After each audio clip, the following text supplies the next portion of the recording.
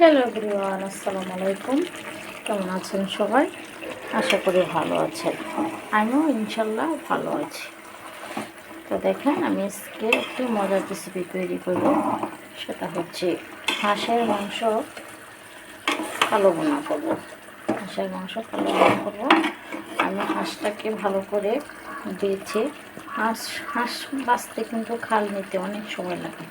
হাঁসটাকে ভালো করে বেছে ধুয়ে কেটে তারপরে কিন্তু আমি মশলা দিয়ে উপকরণ দিয়ে মেখে মরিচ বাটা না, মরিচের পাখি, হলুদের পাখি, ধনিয়ার পাখি, জিরার পাখি, আদা বাটা, পেঁয়াজ বাটা, রসুন বাটা এগুলি দিয়ে মেখে কিছুক্ষণ রেখে এখন আমি চুলাতে বসিয়েছি। দেখেন, মেখে রেখে দিলে মানে কিসে হয়েছে আর কিসে হয়েছে না এটা একটু বোঝা যায়। এটা হচ্ছে বিষয়। এখানে আমি মেখে রেখে দিয়েছি কিছুক্ষণ, এখন বসিয়েছি। তো এই মাংসটা কিন্তু কী করবো, বোনা করবো, হাঁসের কালো বোনা। গরু মাংসের জন্য কালো বোনা করা হয়, ঠিক হাঁসের মাংসেরও কালো বোনা করা হয়। সেই কালো বোনাটা করবো। তো এখন রেখে দিই।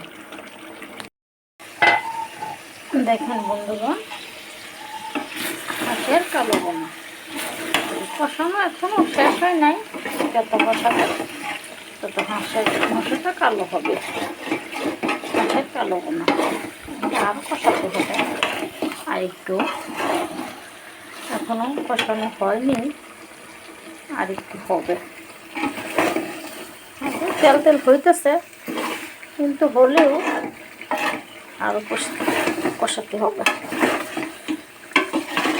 এরকম কিছু লাগে না। যে অনেকে অনেক ধরনের রেসিপির কথা বলে, অনেক উপকরণের কথা বলে, অনেক ধরনের, যে ওই উপকরণ দিলে কালো হয়, ওই উপকরণ দিলে ভালো লাগে। আসলে বিষয়টা হচ্ছে আমার গ্রামের যে সাদা মাটি এখানে বলে সাদা সিধে রান্না, ওই রান্নাটাই করি। ওইভাবে কষালি কালো হয়ে যাক, কোনো কিছু দিতে হয় না, এটা হচ্ছে কথা। তো এখনও কষানো হয়নি, একটু হবে। দেখুন বন্ধুগণ, আমার রেসিপিটা কিন্তু কষানো হয়েছে, তেল তেল হয়েছে, আর এই যে কালো হয়ে গেছে। অন্য কোনো উপকরণ দিইনি। সবাই যেভাবে রান্না করে গ্রামের মধ্যে, সেটা আমি সেভাবে রান্না করেছি। আমাদের যে একটা উপকরণ আমরা যা যা দিয়ে রান্না করে টাকা দিয়েছি, একটু সরিয়ে নেই। এখন কষানো হয়ে গেছে। এখন আমার রান্না জল দেব। কষানো হয়ে গেছে হাঁসের কালো বোনা। এখন দারুণ কষানো হয়ে গেছে।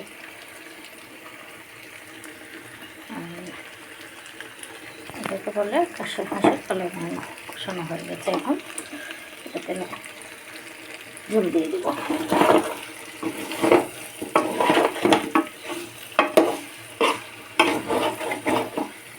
এখন ঝুল দিয়ে দিব। এই যে কষানো হয়ে গেছে। একটু দিলে দেওয়া যায়, না দিলে নাও দেওয়া যায়। রান্না করতে এখন বন্ধুগণ, আমার রেসিপিতে কিন্তু শুকনো মরিচের কম দিয়েছি, একেবারে অল্প একটুও দিয়েছি। তো এই জন্য আমি কাঁচামরিচগুলো নিয়েছি। এই কাঁচামরিচগুলো আমি কিন্তু দিয়ে দেব। এখন আমি সব তরকারি কাঁচামরিচ দিয়ে রান্না করি। এই যে কাঁচামরিচগুলো দিয়ে দিলাম। এখন এটার যেটুকু জাল এইটুকু যাবে রেসিপিতে, রেসিপিটা দারুণ লাগবে।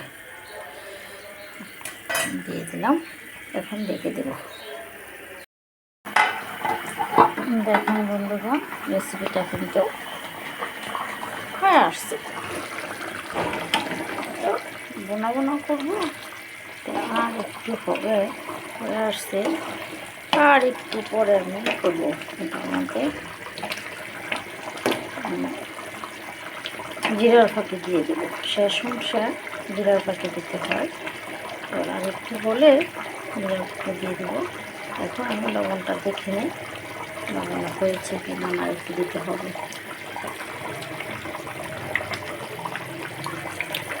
না ঠিক আছে, দেখেন বন্ধুগণ রেসিপিটা হয়ে গেছে। হাঁসের মাংস, হাঁসের কালো বোনা, বোনা করেছি কালো, দেখেন হাঁসের কালো বোনা মাংসটা হয়ে গেছে, যেটা বলে হাঁসের কালো বোনা। ছোট্ট একটা মাংস, ছোট্ট একটা হাঁস, বেশি বড় না, মাংসটা অল্পই হয়েছে।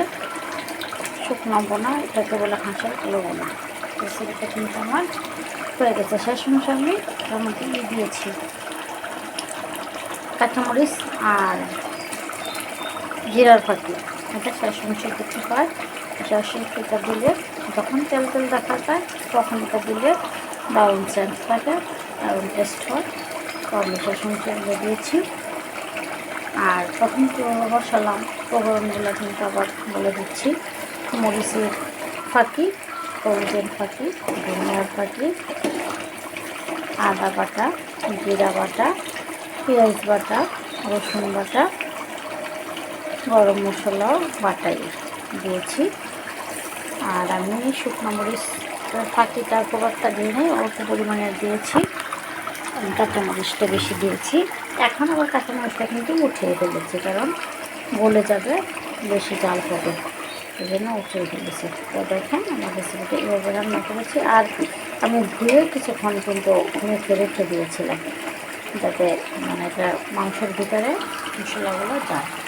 মেখে রেখে দিলে কী হয়, মাংসের ভিতরে উপকরণগুলো যায়, আর সেন্ট নাকে নিলেই বোঝা যায় যে মানে মশলাগুলো সকল ধরনের মশলা ঠিক আছে কিনা, আরও কিছু লাগবে কিনা।